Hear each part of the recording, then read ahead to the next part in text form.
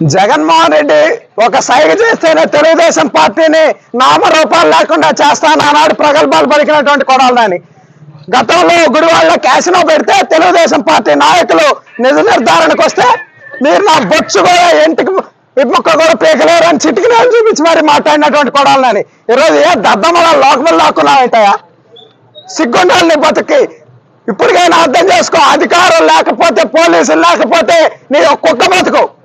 ప్రతిపక్షంలో ఉన్నప్పుడు కొడాలని ఎప్పుడు ఏం మాట్లాడలా, అధికారంలోకి వచ్చాక అధికారం బలుపుతో అధికారం మదంతో మాట్లాడి ఇవన్నీ కూడా అడుగుతా ఉన్నాం. 2021లో కొడాలని సవాల్ ఇసిరాడు.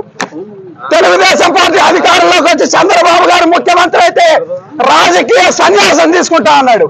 ఈరోజు అడుగుతా ఉన్నాం కొడాలని రాజకీయ సన్యాసం తీసుకోవడానికి రెడీగా ఉన్నామని అడుగుతా ఉన్నాం. ఇంట్లో దాక్కున్నాడు, పిరిగి పొంత దాక్కున్నట్టు.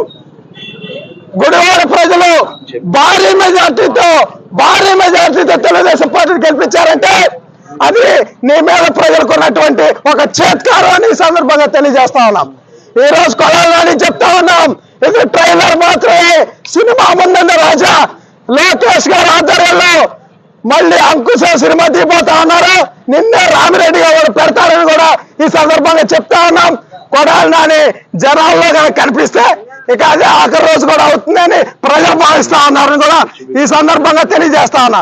పీకుతా బొచ్చు పీకు రమ్మంటావు కదా, రాబోయేరా బొచ్చు పీకుతారా రండి అన్నావుగా.